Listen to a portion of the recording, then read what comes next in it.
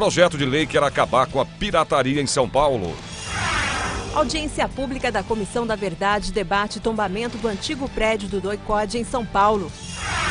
Os desafios, o preconceito, as dificuldades e o sucesso. Hoje, o Jornal da Assembleia vai mostrar como vive a supergeração da quarta idade. São as pessoas que já passaram dos 80 anos e vivem intensamente cada momento. O Jornal da Assembleia começa agora.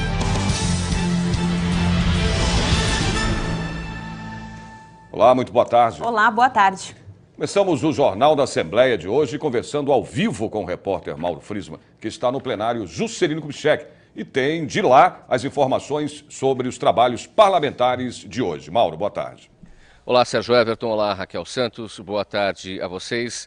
A sessão ordinária da Assembleia Legislativa começa daqui a pouco, a partir das 2h30 da tarde. Hoje, como de costume, segunda-feira, não há discussões nem votações de projetos de lei aqui no plenário Juscelino Kubitschek.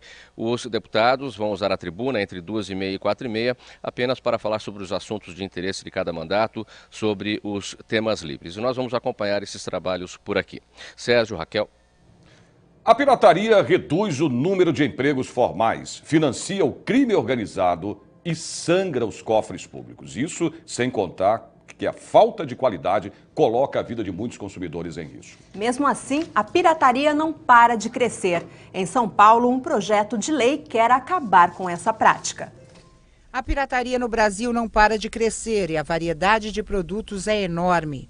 A atual punição é muito branda e não consegue coibir as ações. Um projeto de lei pretende ir ao ponto principal para combater esse crime, o bolso dos falsificadores.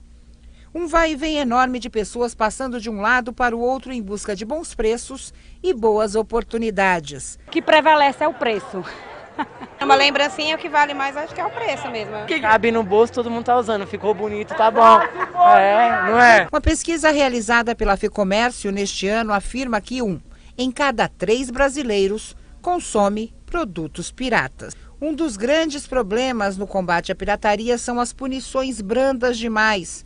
O deputado Fernando Capês, do PSDB, propôs um projeto de lei para tentar coibir a pirataria de uma forma mais eficaz, multando os criminosos. Nosso projeto determina o perdimento, a perda de toda a mercadoria administrativamente, uma multa que pode chegar até a 4 milhões de reais.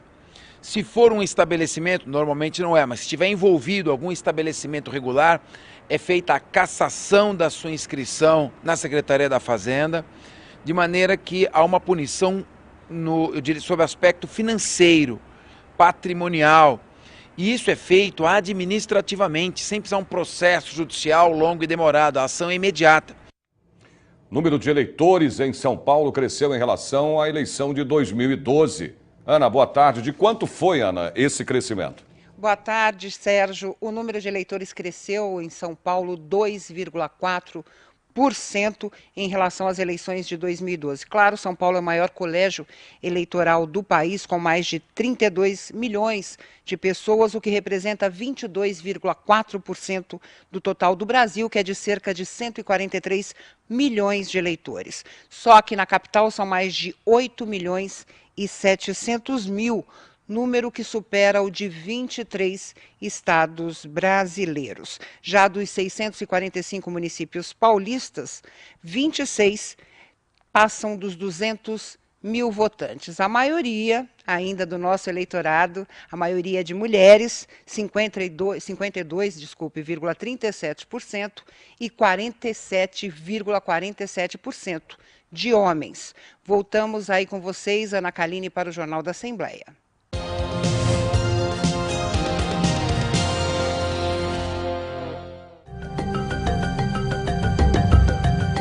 Bem, a pessoa no título, ela tem o número da sessão eleitoral, então ela vai saber votar, chegando na escola, olhando no título, ela vai identificar qual é a sala de votação. Caso ela não tenha o documento, ela tem como consultar pela internet também o local de votação. Se ela não souber a escola, esqueceu, tirou o título pela primeira vez, não se lembra da escola, ela tem como consultar o local de votação pela internet ou ligando para a nossa central, que é o 3130-2100. E da internet, o site? É www.tre-sp.jus.br. Segunda-feira com tempo quente e nublado, com a possibilidade de chuvas em pontos isolados na capital. A máxima chega aos 24 graus. Vamos ver como fica o tempo no interior do estado. Em Campinas, céu com tempo nublado. A máxima é de 26 graus. Em São José dos Campos, os termômetros marcam 24 graus. Em Sorocaba, a previsão é de tempo nublado. A máxima chega aos 26 graus. Em Ribeirão Preto, céu encoberto e tempo abafado. Máxima de 32 graus. Você vai ver a seguir. Comissão Estadual da Verdade, Rubens Paiva, discute em audiência pública o tombamento do antigo prédio do DOI-CODE em São Paulo. A gente conta todos os detalhes depois do intervalo. Até já!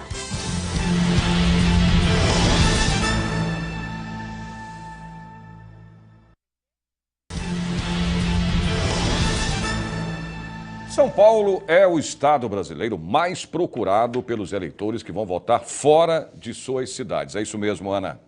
É isso mesmo, Sérgio. Segundo o Superior Tribunal Eleitoral, o Tribunal Superior Eleitoral, os pedidos do voto em trânsito em São Paulo passam de 24 mil.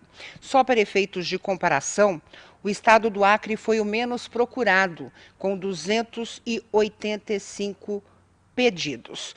Só para ter mais uma ideia, em todo o Brasil, 84 mil pessoas solicitaram à Justiça Eleitoral o voto em trânsito no primeiro turno, que acontece no próximo domingo, dia 5 de outubro. Esses eleitores só poderão escolher o candidato a presidente da República. Mas a grande novidade este ano é que não é somente nas capitais que vão ter as urnas especiais para esse voto em trânsito, mas em todas as cidades com mais de 200 mil eleitores, ou seja, 92 cidades brasileiras vão ter urnas especiais. Ana Caline para o Jornal da Assembleia.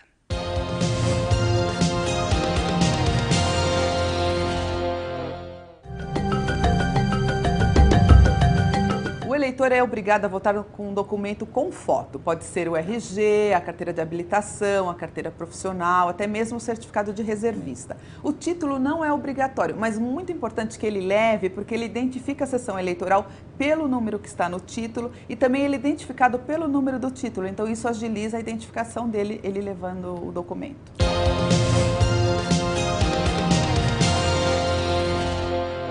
A gente volta a falar ao vivo com o repórter Mauro Friesman, que tem as informações sobre a sessão solene que vai homenagear os 157 anos do Corpo Musical da Polícia Militar de São Paulo. Mauro. É isso mesmo, Raquel. O Corpo Musical da Polícia Militar do Estado de São Paulo foi criado em 7 de abril de 1857. À época, apenas com 17 músicos e hoje tem 160. Seu objetivo mudou com o passar do tempo. No início, a missão era apenas entreter a tropa nos quartéis e hoje em dia o Corpo Musical da Polícia Militar do Estado de São Paulo faz apresentações em eventos civis e militares, levando música para cerca de 1 milhão de pessoas por ano. O evento será aqui neste plenário, Juscelino Kubitschek, a partir das 8 horas da noite. O parlamentar solicitante é o deputado Edson Ferrarini, do PTB, que é autor da lei que instituiu o Dia do Policial Militar Músico do Estado de São Paulo. Sérgio, Raquel. Ok, Mauro, obrigada. Arqueologia da repressão e da resistência. A Comissão Estadual da Verdade, Rubens Paiva, discute numa audiência pública o tombamento do antigo prédio do DOI-CODE em São Paulo. A 144ª audiência pública da Comissão da Verdade do Estado de São Paulo, Rubens Paiva, realizada no auditório Teotônio Vilela, apresentou pesquisas arqueológicas no antigo prédio do DOI-CODE em São Paulo, com o tema Arqueologia da Repressão e da Resistência. A definição da área de tombamento do prédio e os graus de proteção sobre o local foram apontados pela historiadora Débora Neves, do CONDEFAT, especialista em gestão do patrimônio cultural da Unify e mestre em História Social pela USP. O prédio da delegacia foi um prédio que foi bastante alterado, então ele foi preservado com um grau de proteção menos restritivo, justamente por conta dessa dinâmica que aconteceu no edifício e que alterou as suas características originais. No caso do tombamento, já existe jurisprudência desde 1937, pacificada no Supremo Tribunal Federal. É um avanço, mas a situação do prédio do DOI-CODE não é tranquila para a construção de um memorial, argumentou a Procuradora da República, Inês Virgínia Prado Soares. A Constituição tem que ser usada também para se pensar no que vai fazer depois do tombamento. A Constituição, quando fala do patrimônio cultural, ela fala do patrimônio cultural material e imaterial e oferece outras formas de acautelamento dos bens culturais. A Comissão da Verdade do Estado de São Paulo, Rubens Paiva, recebeu ainda apoio de pesquisadores da Unicamp. Nós temos nos reunido, temos juntado forças em relação às nossas próprias pesquisas e procurado agir como conjunto, como grupo, nessa temática específica da arqueologia da repressão e da resistência. Na verdade, essa análise da materialidade, ela é muito importante, ela é muito útil, porque ela revela de maneira, assim, sem ser submetida a nenhum tipo de pressão psicológica, inclusive, por parte das pessoas. Então, digamos assim, essa é uma grande importância da arqueologia. O mínimo que eles iam fazer, se não querem fazer um memorial, é desativar as instalações policiais. Era o mínimo de respeito que eles podiam fazer com o povo brasileiro. Vamos ver como fica o tempo agora à tarde em mais cidades do interior e também no litoral do estado. Em Santos, o sol aparece entre nuvens e a temperatura chega aos 26 graus. Em São José do Rio Preto, tempo bom e muito calor, 30 graus. Em Mogi das Cruzes, a temperatura chega aos 25 graus. E em Piracicaba, a temperatura máxima chega aos 29 graus.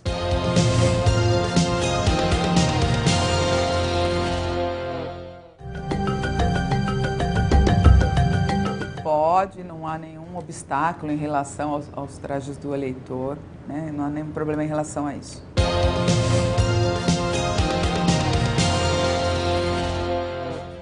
Depois do intervalo, você vai conhecer a nova supergeração que vive de bem com a vida. São as pessoas que já passaram dos 80 anos. Não perca, a gente volta já já.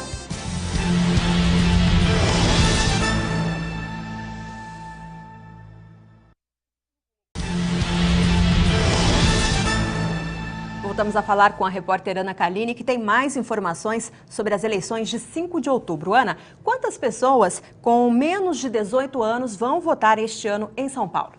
Olha, Raquel, cerca de 231 mil pessoas estão entre 16 e 17 anos e não têm a obrigatoriedade de votar. E mais de 2,5 milhões estão acima dos 70 anos de idade. Os analfabetos somam aí 2,61% do total de eleitores, ou seja, cerca de 835 mil.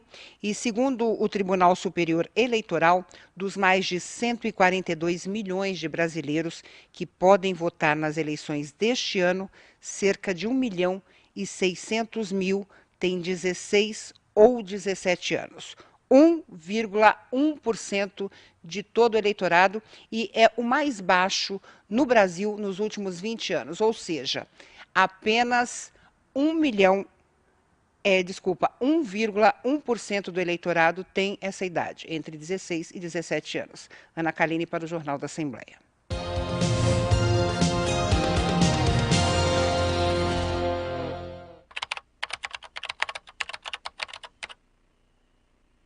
Bem, nesse período, a Justiça Eleitoral não está emitindo o título, porque o cadastro foi fechado em razão das eleições, porque nós precisamos preparar sessões eleitorais. Mas passando a eleição, em novembro, nós vamos reabrir o cadastro, aí a pessoa vai procurar o cartório eleitoral que corresponde ao bairro dela, nós temos essa informação na internet, e no caso da primeira vez, ela vai levar um documento de identidade e uma prova de residência, que ela resida pelo menos há 3 meses naquela localidade.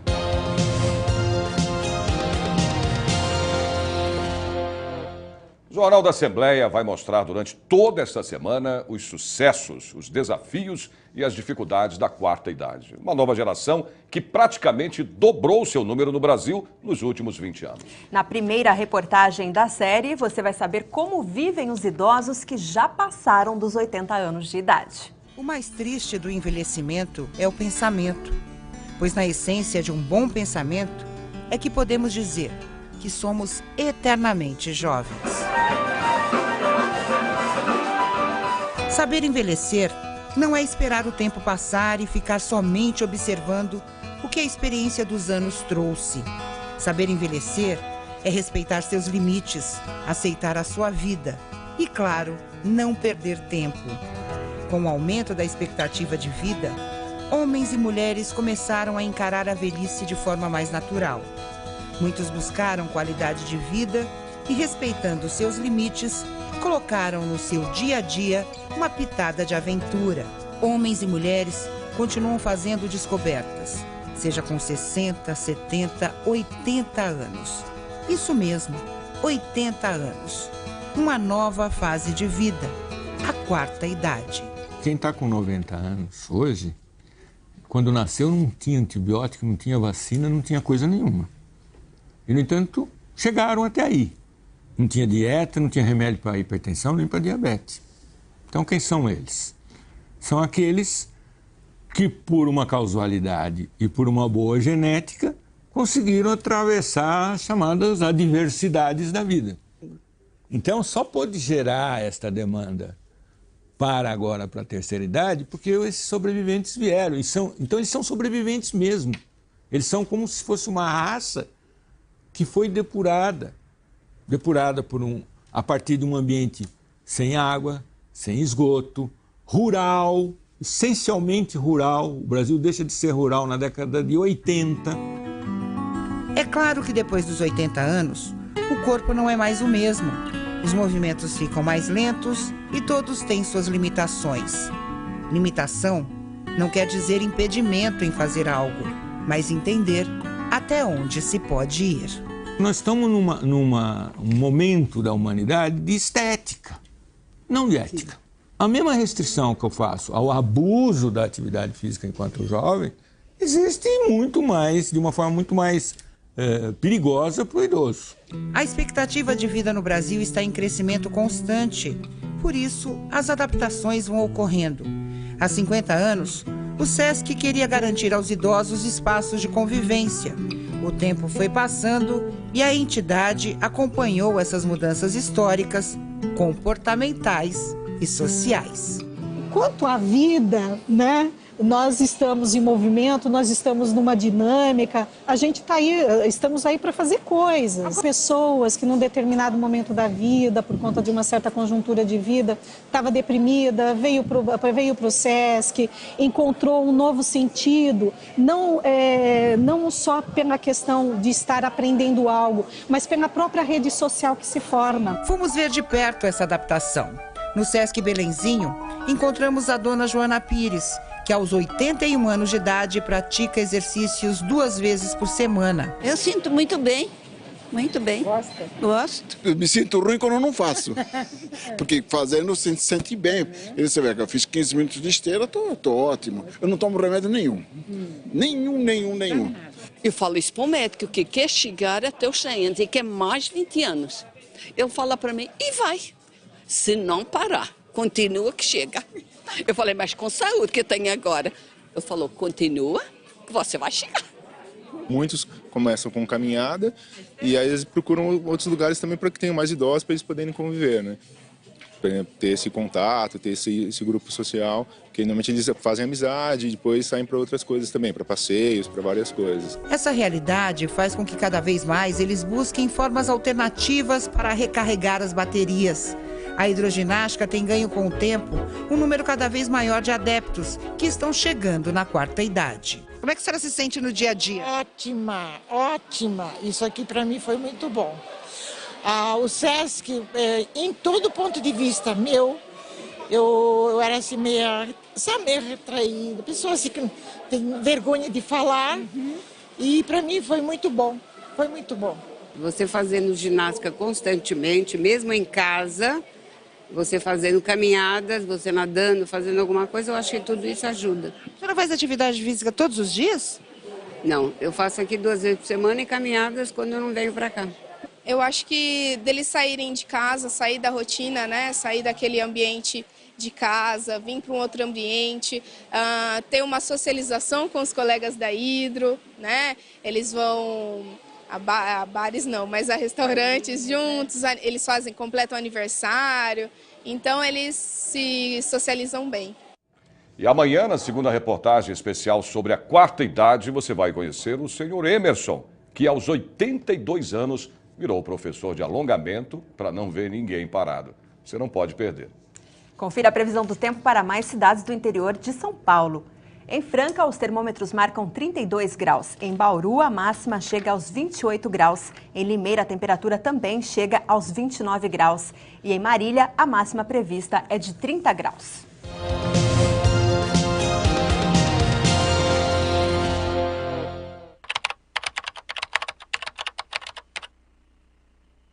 Sim, fica pronto na hora, é online, a pessoa já sai do cartório eleitoral com o título. Na capital, nós já colocamos os equipamentos em todas as zonas eleitorais, então se o eleitor for tirar o título na capital, ele já será identificado pela biometria.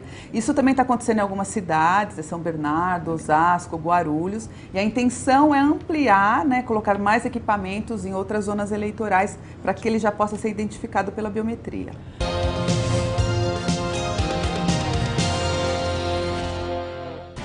Por hoje é só. O Jornal da Assembleia termina aqui. Não perca às 2h30 da tarde a sessão plenária transmitida ao vivo aqui pela TV Assembleia. Você pode rever as reportagens da edição de hoje do Jornal da Assembleia pela internet. Basta acessar o site www.al.sp.gov.br e clicar em redes sociais. Para você, uma boa tarde. Boa tarde para você, até amanhã.